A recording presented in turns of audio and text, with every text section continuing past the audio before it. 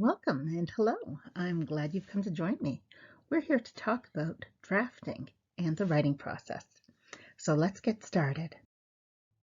You may recall the writing process is a series of cognitive tasks that we undertake when we move from having that first glimmer of an idea in our heads to polishing that finished draft of our paper.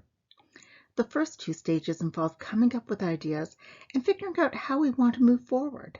Now we're ready to look at that third stage, drafting. And that's where we put those ideas into words, sentences, and get them on paper.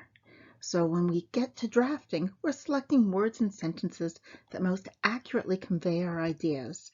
And we transcribe those ideas and sentences from language in our heads to words on the page. A common misconception about writing is that good writers are able to just sit down and crank out beautiful work without any prior effort.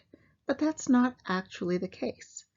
In reality, writers have to plan and set goals.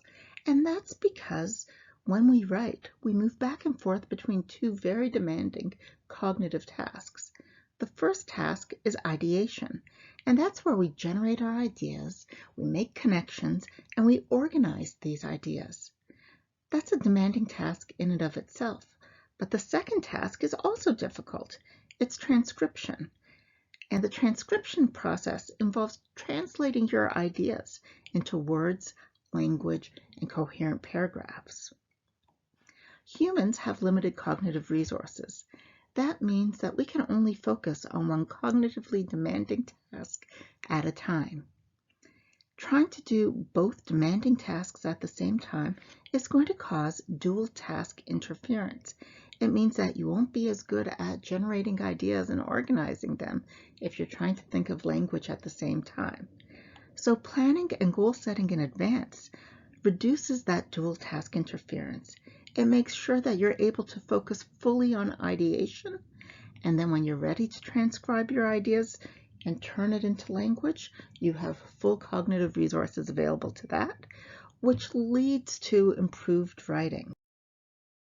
Before you get started in drafting, I strongly encourage you to go back and review the planning strategies as well as goal setting. Once you've done so, you can come back to our Supporting Student Writing website, and you'll see that there are 3 strategies to help you with the drafting process. You'll see these strategies include Stop and Dare, 3-2-1, and Writing Mini Arguments. You'll also find a set of templates or frameworks to help you structure your writing. So, happy writing and do great work.